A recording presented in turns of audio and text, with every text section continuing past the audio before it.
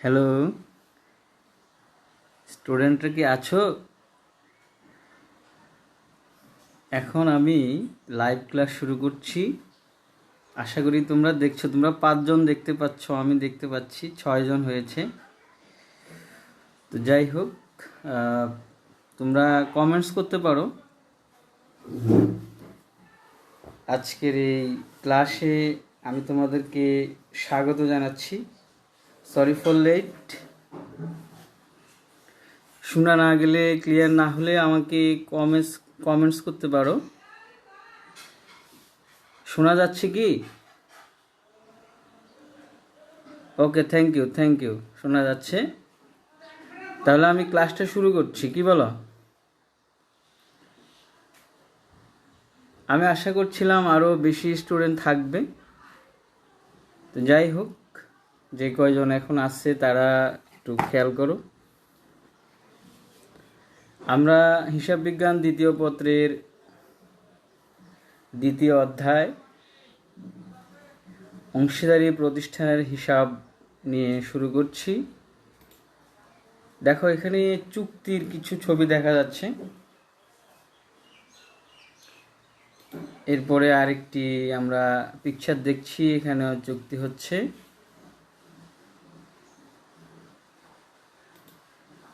চুক্তি হচ্ছে অংশীদারি কারবারের মূল ভিত্তি, তাই চুক্তি দেখা যাচ্ছে। বিজনেস পার্টনারশিপ, এখানে একটা কনফারেন্স হচ্ছে অংশীদারদের।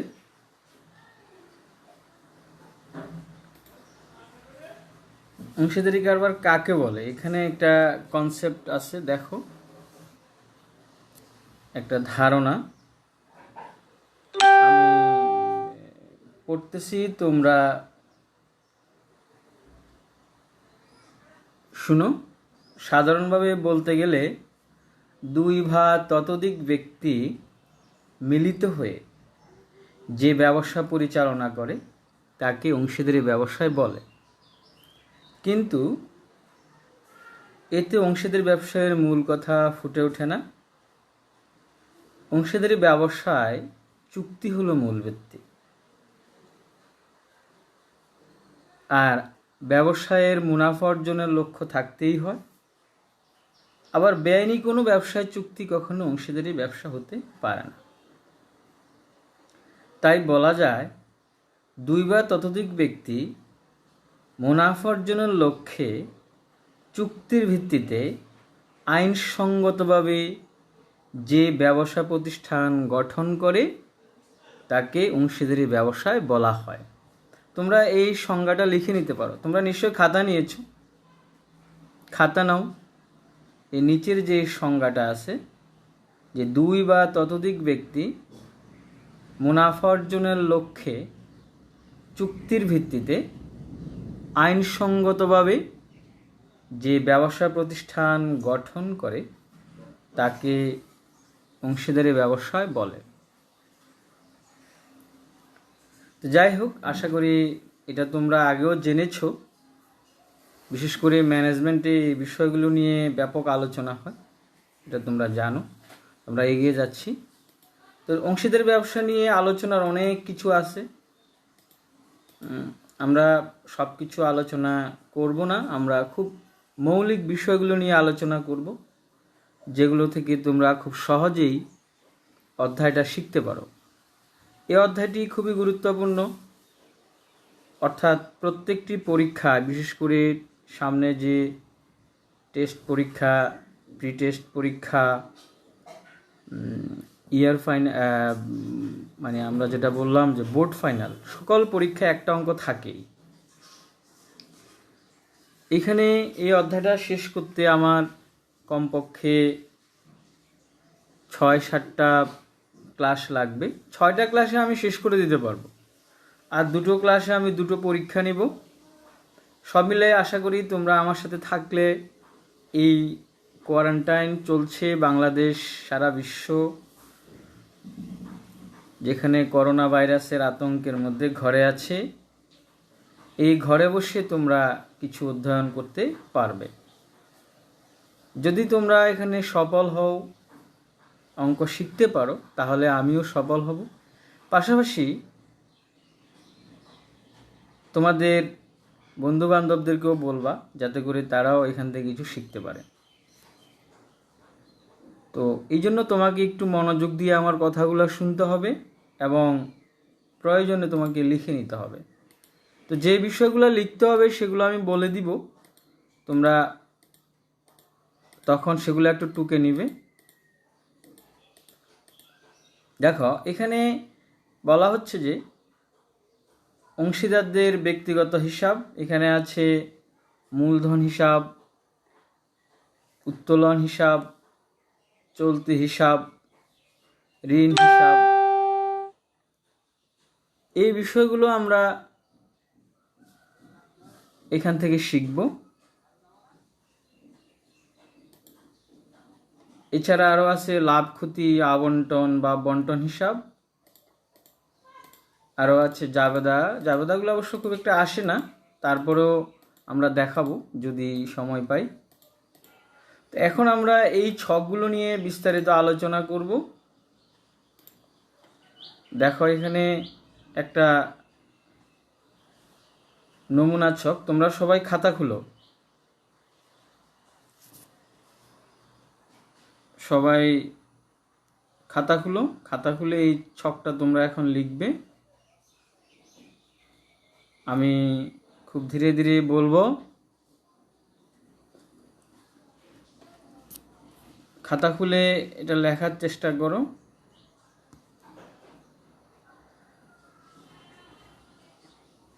যেমন প্রথম ছকটার নাম লাভ ক্ষতি আবন্টন বা বন্টন হিসাবের নমুনা ছক। তোমরা খাতায় এটি লিখো। আমার সাথে যারা যারা জয়েন আসো আমি দেখতে পাচ্ছি খুব কম সংখ্যক।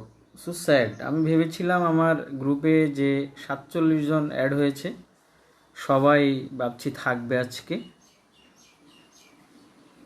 যাই হোক, অনেকেই হয়তো রমজান মাস দেখে অ্যাড হয়নি, বা অনেকে ভাবছে যে কী হবে না কী হবে, থাকুক, এখন বাসায় থাকি, পড়াশোনার এই ফাঁকিটা একটু দেই।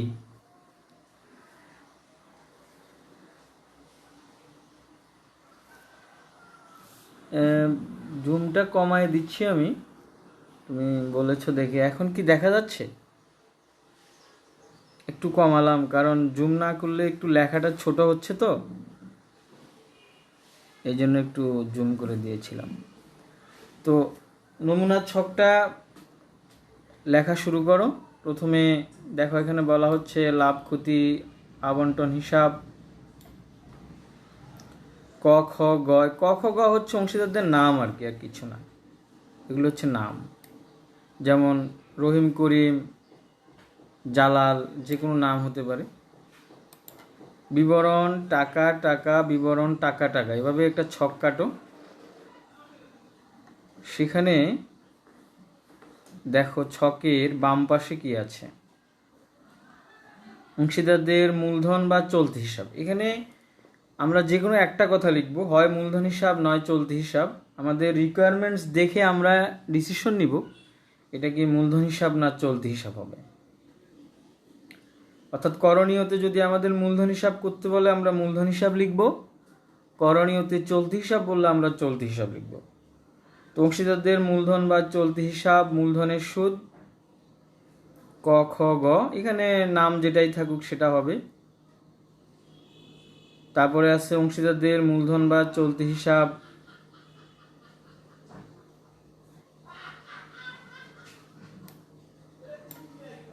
বেতন, দেখা যাচ্ছে। তারপরে আছে অংশীদারদের মূলধন বা চলতি হিসাব, বেতনের পরে আছে ঋণ হিসাব, অংশীদারদের ঋণ হিসাব। এখন ঋণটা নর্মালি একজনই নিয়ে আসে,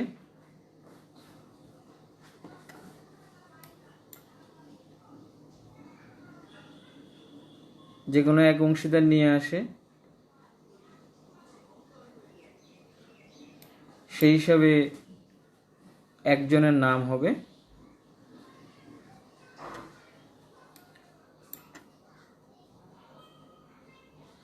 তারপরে হচ্ছে অংশীদারদের মূলধন বা চলতি হিসাব কমিশন, সেটাও যে কোনো একজন বা দুইজন, ক খ গ যে কেউ হতে পারে। এছাড়াও ডেবিট পাশে আরও যেটা আসতে পারে, কুঋণ আসতে পারে, কুঋণ সঞ্চিতি আসতে পারে, অন্যান্য খরচ যা লাভ লোকসান হিসাবে হিসাবভুক্ত হয়নি, এই দফাগুলো এখানে আসতে পারে। এরপরে আছে অংশীদারদের মূলধন বা চলতি হিসাব বন্টনযোগ্য মুনাফা। এটি মূলত বের হবে আর কি, ব্যালেন্সিং। ক্রেডিট পাশটা যোগ করে ডেবিট পাশটা যখন আমরা বিয়োগ করব, তখন এই বন্টনযোগ্য মুনাফাটা বের হবে। এটি আমরা 3 জন অংশীদারের মধ্যে বন্টন করে দেব। এই হলো ডেবিট পাশের কথা। এখন আসো আমরা ক্রেডিট পাশে যাচ্ছি। ক্রেডিট পাশে তোমরা দেখতে পাচ্ছ প্রথমে আছে লাভ লোকসান হিসাব, নিট লাভ। এটি প্রশ্নে দেওয়া থাকবে, অর্থাৎ তুমি যখন উদ্দীপক পড়বে সেখানে তুমি এটা খুঁজে পাবা, নিট লাভ বলে বা নিট মুনাফা বলে দেওয়া থাকবে। সেটি আমরা এখানে নিয়ে আসব প্রশ্ন থেকে। তারপর আমরা উদ্দীপক পড়ে মূলধন বা চলতি হিসাব পণ্য উত্তোলন, এটি প্রশ্নে থাকবে, যদি থাকে আমরা এটা দিব। তারপরে আছে অংশীদারদের মূলধন বা চলতি হিসাব উত্তোলনের সুদ। উত্তোলনের সুদটাও আমরা এখানে দিব, ক খ গ যে কয়জন অংশীদার থাকে। এরপরে হচ্ছে অংশীদারদের মূলধন বা চলতি হিসাব ক্ষতি। যদি ডেবিট পাশটা বড় হয় তখন ক্ষতি হবে, এই ক্ষতিটা আমরা বের করব।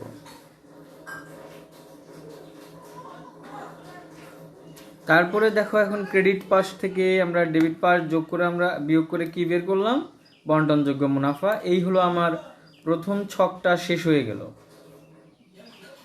এখন আমরা দ্বিতীয় ছকে যাব। তোমরা আরেকটা ছক কাটো। সেই দ্বিতীয় ছকটা হচ্ছে অংশীদারদের স্থায়ী মূলধন হিসাব ও চলতি হিসাবের নমুনা। এটা নিয়ে আমরা আলোচনা করব। এই ছকটা দুটো অংশ, একটা হচ্ছে মূলধন হিসাব, আর একটা হচ্ছে চলতি হিসাব। অর্থাৎ স্থায়ী মূলধন পদ্ধতিতে মূলধন হিসাবের দুটো অংশ,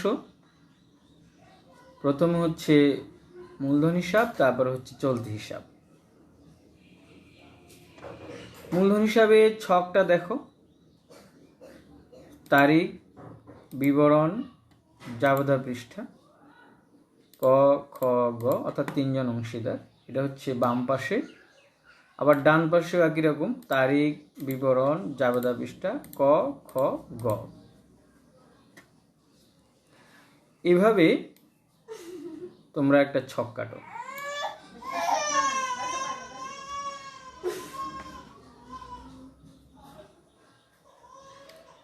ছক কাটার জন্য আমি একটু সময় দিচ্ছি। দেখো, তোমরা যদি সিরিয়াসলি নাও তাহলে তোমরা শিখতে পারবে। যারা সেকেন্ড ইয়ার যারা আছে ওরা অবশ্য অনেকে অধ্যায়টা সম্পর্কে ধারণা আছে, ওদের রিভিশন হয়ে যাবে। আর যারা ফার্স্ট ইয়ার আছো তারা আশা করি শিখতে পারবে। এই করোনা ভাইরাসের কারণে আমরা যেহেতু এখন পড়াশোনার বিচ্ছিন্ন, সেই হিসেবে আশা করি তোমরা কিছুটা উপকৃত হতে পারবে। তো আশা করি ছক কাটা হয়ে গেছে। প্রথমে আমরা ক্রেডিট দিকটা নিয়ে আলোচনা করছি। দেখো ক্রেডিট দিকে দেওয়া আছে সাল, সাল মানে ধরো 2018-19 যাই বলি, জানুয়ারি 1 তারিখে ব্যালেন্স বিডি থাকবে, অর্থাৎ ব্যবসায়ের ব্যালেন্স বিডি থাকবে বা ব্যবসা শুরু করবে, সেটা আমরা লিখব। আর যদি কেউ নতুন করে বিজনেস স্টার্ট করে সেখানে আমরা লিখব নগদান হিসাব, ব্যালেন্স বিডি না লিখে। মূলধন নিয়ে ব্যবসা শুরু করলো এরকম যদি লেখা থাকে। এরপরে জুলাই মাস বা সেপ্টেম্বর মাস বা মার্চ মাস যে তারিখটা থাকবে প্রশ্নে, সেই হিসেবে অতিরিক্ত মূলধনটা আসবে। ব্যাংক বা নগদান হিসাব বলে অতিরিক্ত মূলধন আসবে। এছাড়া আর কোনো দফা এই স্থায়ী মূলধন হিসাবে আসবে না। এখন আমরা এই ক্রেডিট দিকটাকে যোগ করে নামাবো, সেটি আবার ব্যালেন্স সিডি হয়ে যাবে ডেবিট দিকে, ব্যালেন্স সিডি ডেবিট দিকে ব্যালেন্স সিডি হয়ে যাবে, আর কোনো দফা আসবে না। এই সিডিটাকে আমরা পরের বছর গিয়ে বিডি করে ফেলব। এই হচ্ছে আমাদের স্থায়ী মূলধন পদ্ধতিতে মূলধন হিসাবের নমুনা ছক। এই ছকটি অনেক ছোট এবং সহজ, আশা করি তোমরা এটা অ্যাপ্লাই করতে পারবে। নেক্সট আমরা চলে যাচ্ছি আমাদের চলতি হিসাব। এই ছকটিতে অংশীদারদের চলতি হিসাব,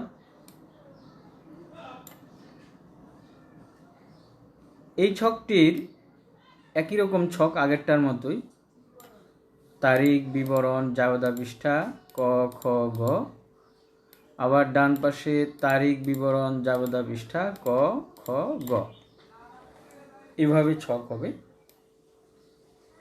তোমরা ছক কেটে নাও, আমি ছক কাটার জন্য কিছুক্ষণ ওয়েট করছি। তোমাদের বইতেও ছকগুলো আছে, কিন্তু বই থেকে তুমি ছকগুলো যখন পড়বে তুমি হয়তো ওভাবে বুঝতে পারবে না। এখন আমি যেহেতু আলোচনা করে দিচ্ছি, তোমরা এখন বই থেকে ছকগুলো পড়তে পারবে। এছাড়া আরও কিছু গুরুত্বপূর্ণ নিয়ম আছে, সেই নিয়মগুলো আমি আলোচনা করব।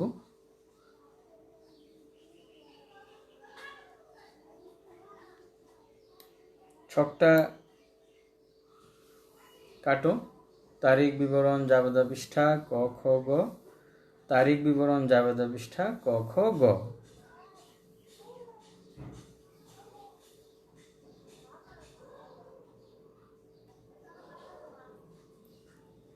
তো আশা করি ছক কাটা হয়েছে। আমরা ক্রেডিট দিকে যাচ্ছি।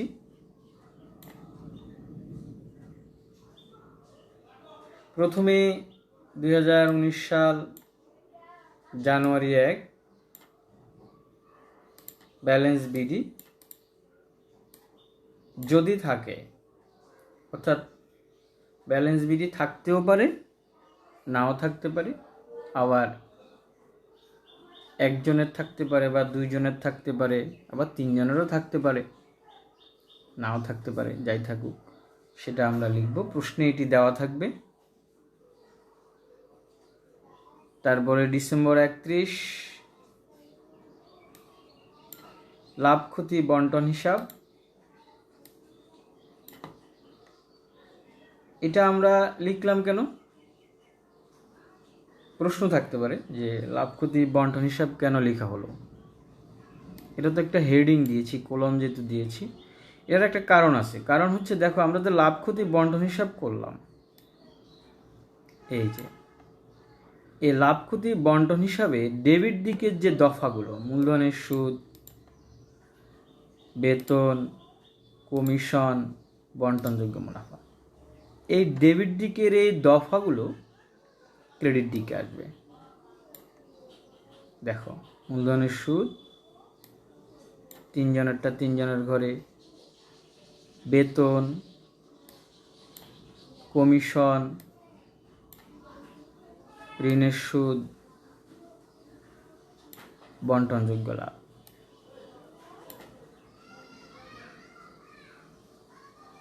এই আইটেমগুলো সবগুলো কিন্তু ডেবিট পাশে ছিল। কোথাকার? লাভ ক্ষতি আবন্টন হিসাবে। লাভ ক্ষতি বন্টন হিসাবে ডেবিটে ছিল, এটি এখন ক্রেডিট দিকে আসছে। এবার আমরা ডেবিট দিক নিয়ে আলোচনা করছি।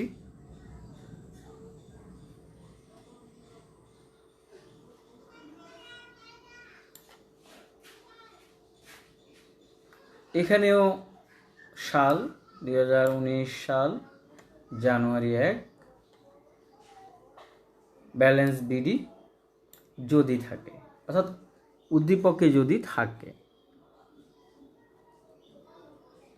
তারপরে আসবে উত্তোলন, এটি প্রশ্ন থেকে আমরা নিব।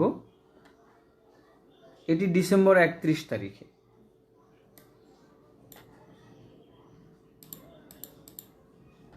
উত্তোলনটা হচ্ছে ডিসেম্বর 31 তারিখে। তারপরে আবার হেডিং দিলাম ডিসেম্বর 31 লাভ ক্ষতি বন্টন হিসাব। এই লাভ ক্ষতি বন্টন হিসাব এটা কেন লিখলাম? ওই যে আগের মতো দেখো, বন্টন হিসাব থেকে এটি আসতেছে। তুমি বন্টন হিসাবে যাও, 1 নম্বর যে ছকটা, সেখানে দেখো ক্রেডিট দিকে আছে পণ্য উত্তোলন, উত্তোলনের সুদ, এগুলো আছে। এই ক্রেডিট দিকের দফাগুলো ডেবিট দিকে আসলো। এই যে উত্তোলনের সুদ, পণ্য উত্তোলন। তাহলে আমরা এটা বুঝলাম,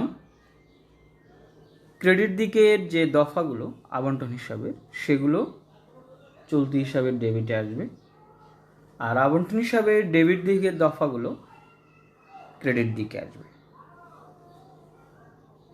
মোটামুটি যে আইটেমগুলো আসে সেগুলো নিয়ে আমরা আলোচনা করলাম। এখন আমরা ব্যালেন্স করব। ব্যালেন্স করার নিয়ম হচ্ছে ক্রেডিট দিকটা আগে যোগ করব। যেমন ক এর ক্রেডিট দিকটা আমি যোগ করে নামালাম, সেখান থেকে ক এর ডেবিট দিকের যে আইটেমগুলো আছে এগুলো আমরা বিয়োগ করব। ক্যালকুলেটরে ক্রেডিট দিক থেকে ডেবিট দিক বিয়োগ করলে আমি ব্যালেন্স সিডি পাব।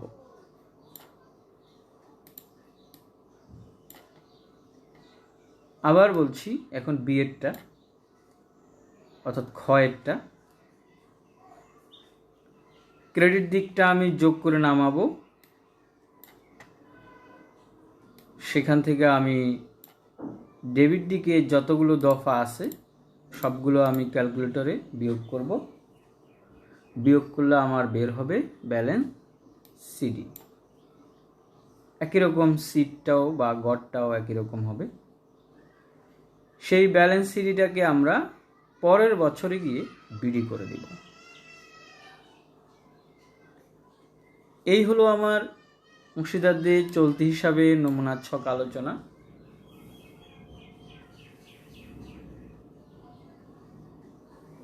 আশা করি তোমরা বুঝতে পেরেছ। এরপরে আরের যে ছকটা আছে সেটি নিয়ে আমি এখন আলোচনা করব। অংশীদারদের পরিবর্তনশীল মূলধন হিসাবের একটি নমুনা। এটি হচ্ছে পরিবর্তনশীল পদ্ধতিতে একটি নমুনা ছক। তোমরা একটা ছক কাটো, তারিখ, বিবরণ, জাবেদা পৃষ্ঠা। এখানে জাবেদা পৃষ্ঠাটা কেউ কেউ দেয় না, কোনো কোনো বইতেও নেই। যদি কেউ না দেয় খুব বড় ভুলও না, অর্থাৎ টিচাররা এটাকে কেটে দেয় না আর কি। আবার দিলে ভালো। ক, খ, গ, ডান পাশেও একই রকম তারিখ, বিবরণ, জাবেদা পৃষ্ঠা, ক, খ, গ, এভাবে তোমরা ছক কাটো।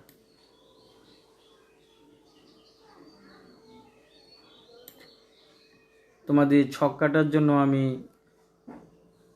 একটু সময় দিচ্ছি।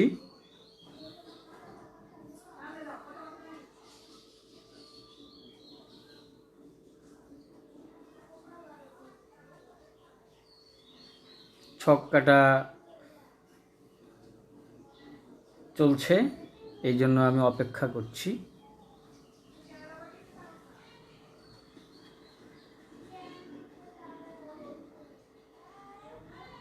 আশা করি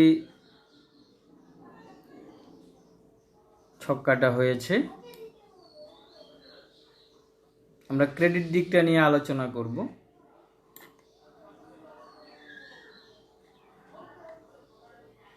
ক খ গ এর মূলধন হিসাব,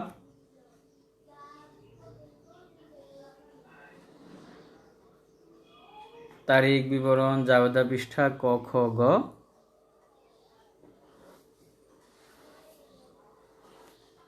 প্রথমে জানুয়ারি 1 ব্যালেন্স বিডি, এটি প্রশ্নে দেওয়া থাকবে। অবশ্যই এখানে যদি ব্যবসা শুরু করে তখন নগদান হিসাব লিখব, অবস্থার প্রেক্ষিতে আমরা লিখব। তারপরে আমরা জুলাইয়ের 1 তারিখ বা যাই থাকুক প্রশ্নে অতিরিক্ত মূলধন যদি থাকে সেটি আমরা লিখব। কি বলে? ব্যাংক বা নগদান হিসাব। যদি নগদে নিয়ে আসে নগদান হিসাব, চেকের মাধ্যমে নিয়ে আসলে ব্যাংক হিসাব, অতিরিক্ত মূলধন হিসাবে এটি লিখব। তারপরে আমরা দিব ডিসেম্বর 31 লাভ ক্ষতি বন্টন হিসাব, হেডিং এটা। লাভ ক্ষতি বন্টন হিসাব হেডিং দিয়ে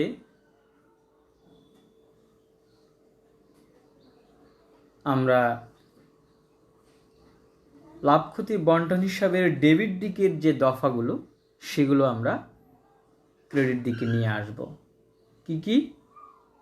মূলধনের সুদ, বেতন, কমিশন, মুনাফার অংশ। এই দফাগুলো লাভ ক্ষতি বন্টন হিসাব থেকে আসলো, অর্থাৎ ডেবিট দিকের দফাগুলো ক্রেডিট দিকে আসলো।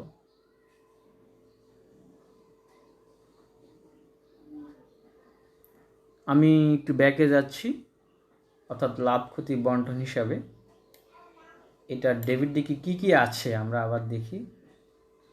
মূলধনের সুদ, বেতন, কমিশন,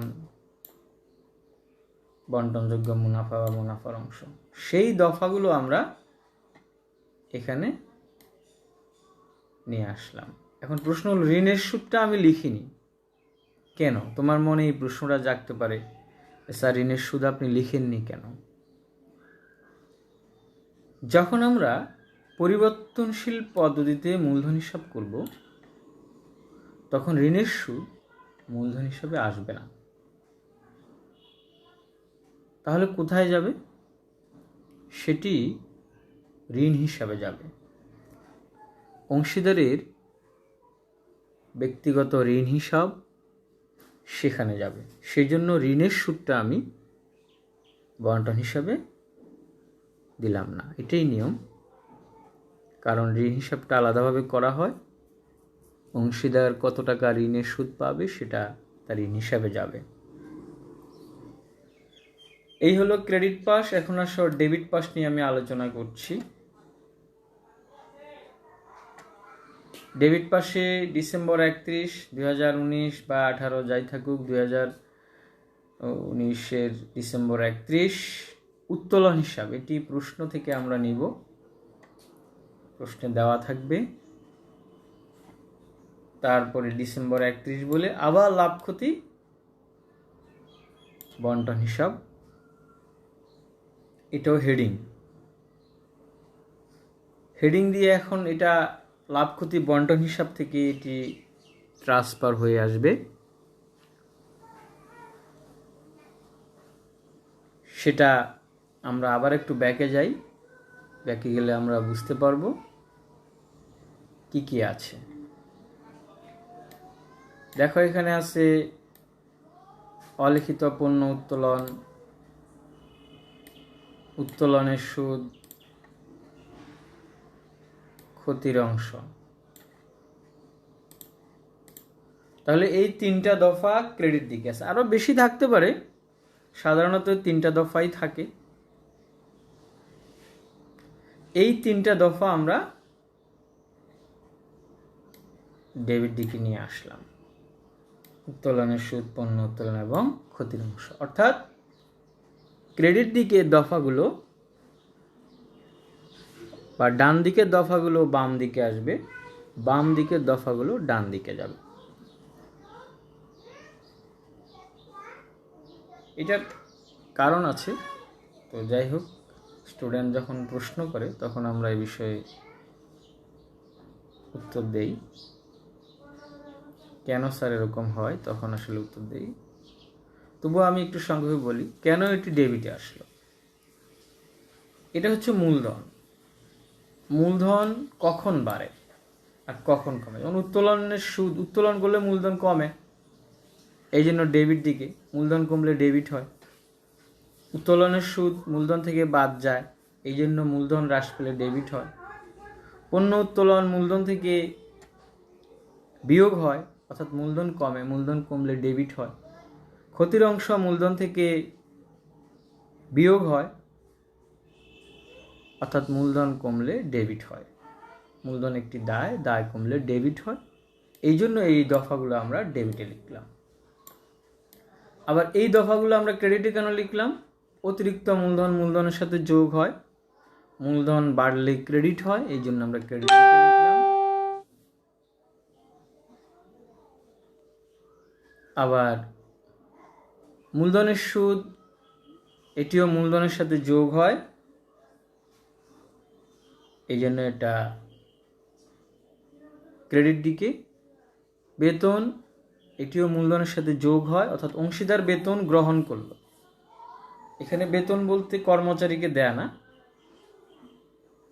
যারা অংশীদার তারা কারবার পরিচালনা করেছিল, তারা এই জন্য বেতন গ্রহণ করেছে, তাদের মূলধন বেড়েছে। একই রকম কমিশনও অংশীদার গ্রহণ করেছে বা করবে, গ্রহণ করবে, এই জন্য তার মূলধন বাড়ছে। এগুলো সব ডিউ আর কি, অর্থাৎ মূলধন বাড়বে। এগুলা ক্যাশ তারা কোনোটাই নেয়নি, তাদের প্রতিষ্ঠানেই রেখে দিয়েছে। সে কাজ করেছে, বেতন ধরেছে, কিন্তু বেতনটা সে নগদে গ্রহণ করেনি, ফলে তার মূলধন বেড়ে গেল। মুনাফার অংশটাও সে হিসাব নিকাশ করে যে টাকাটা এবছর মুনাফা পেল সেটা সে ব্যবসায় রেখে দিল, সে নিয়ে যায়নি, ফলে তার মূলধন বেড়ে গেল। এই জন্য এই দফাগুলো ক্রেডিট দিকে আসলো। তো যাই হোক, আমাদের আলোচনা এই ছকের প্রায় শেষ। এখন ক্রেডিট দিকটা আমি যোগ করব আগের মতো, যেমন ক এর ক্রেডিট যোগ করে সেই যোগফল থেকে ক এর ডেবিট দিকের যে দফাগুলো সেগুলো আমি বাদ দেব, ক্যালকুলেটরের সাহায্যে একটা একটা করে বাদ দিয়ে আমি বের করব ব্যালেন্স সিডি। একই রকম খরটা একই রকম গয়েরটাও হবে। সেই সিডিকে আমি পরবর্তীতে বিডি করে দিব। এই হলো আমার এই অধ্যায়ের প্রধান যে ছকগুলো, সেই প্রধান ছকগুলোর আলোচনা। অংশীদারি কারবারে আলোচনা করার আরও অনেকগুলো বিষয় আছে, যেমন আমি সেটা নিয়ে এখন বলবো না, তোমরা বোরিং হয়ে যাবে। প্রথমত এই ছকগুলো মাথায় রাখতে হবে। এই ছকগুলো যদি তুমি মাথায় রাখতে পারো, তাহলে যখন অঙ্ক করাবো, প্র্যাকটিস অ্যাপ্লিকেশন করাবো, তখন তোমার সুবিধা হবে। আর তুমি যদি ছকগুলো না পারো তাহলে তুমি অ্যাপ্লিকেশন করার সময় বারবার তোমাকে ভাবতে হবে। বলতে পারো এখানে আর কি নিয়ম আছে, আমি সেটা নিয়ে একটু আলোচনা করি। যেমন মূলধনের সুদ, আমরা এখানে প্রথম ছকটা নিয়ে বলছি আর কি। মূলধনের সুদ লিখলাম। এখন মূলধনের সুদ প্রশ্নে পার্সেন্টেজ দেওয়া থাকবে, 10%, 5% যাই থাকুক সেই হিসাবে আমরা ধরব। বেতনটা এখানে দেওয়া থাকবে, মাসিক এত টাকা বেতন পাবে। কিন্তু বেতনের ক্ষেত্রে একটু নিয়ম আছে, কখনো বেতন ডেবিট করা হয়, কখনো বেতন নগদে গ্রহণ করা হয়, কখনো চার্জ বলা থাকতে পারে, কখনো বাদ দেওয়ার পর বলা থাকতে পারে। সেক্ষেত্রে কখন কিভাবে লিখব সেটা নিয়ে আমি আলোচনা করব। ঋণের সুদ নিয়ে একটা নিয়ম আছে, কিভাবে ঋণের সুদ ধরতে হয় সেটা নিয়ে আলোচনা করব। কমিশন নিয়ে আলোচনা করব, কিভাবে কমিশন ধার্য করতে হয় সেটা নিয়ে আমরা আলোচনা করব। এখানে আছে উত্তোলনের সুদ। উত্তোলনের সুদ ধরার অনেক বড় ব্যাখ্যা আছে, বিভিন্ন সময় বিভিন্নভাবে উত্তোলন করা হয়।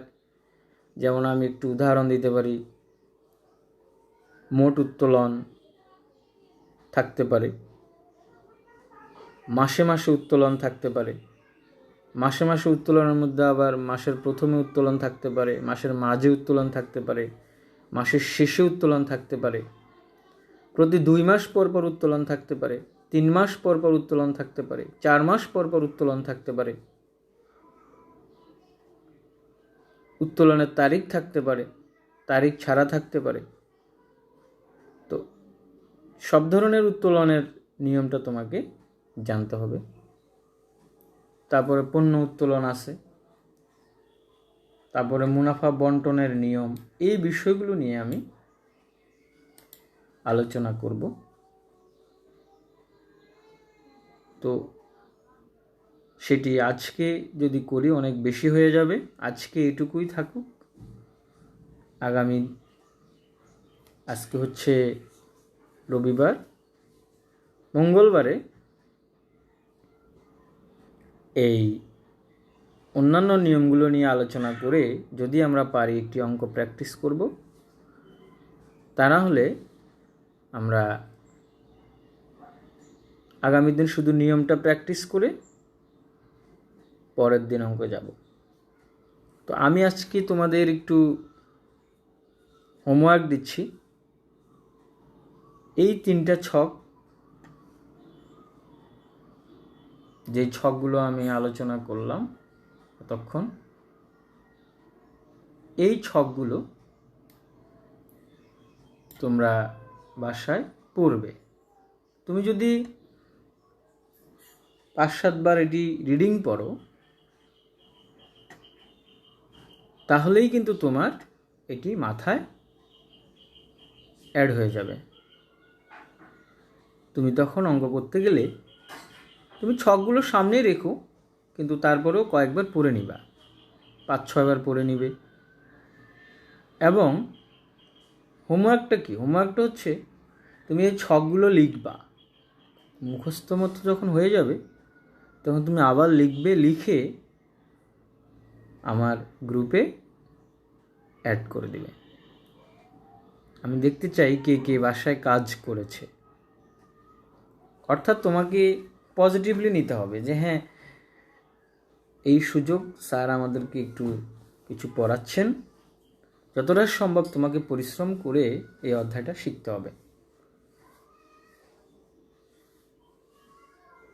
আজকে এখানেই ক্লাস সমাপ্ত করছি। কারো যদি কোনো কমেন্টস থাকে ক্লাসের ব্যাপারে, যেহেতু ক্লাসটা আজকে প্রথম নিচ্ছি, প্রথম ক্লাস, এটা শুভ উদ্যোগ, এটা আমি মনে করি। তো তোমরা এ ব্যাপারে আমাকে কমেন্টস বক্সে জানাবা কেমন হলো, বা যদি অন্য কোনোভাবে ক্লাসটা নিলে ভালো হয় কিনা, বা আমার সম্ভব কিনা সেটাও আমি দেখব। যদি সম্ভব হয় আমি সেভাবে নিব।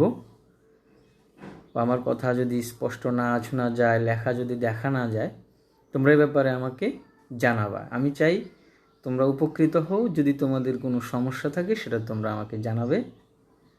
তো গড ব্লেস ইউ এভরিবডি, ভালো থেকো, সুস্থ থেকো, ধন্যবাদ।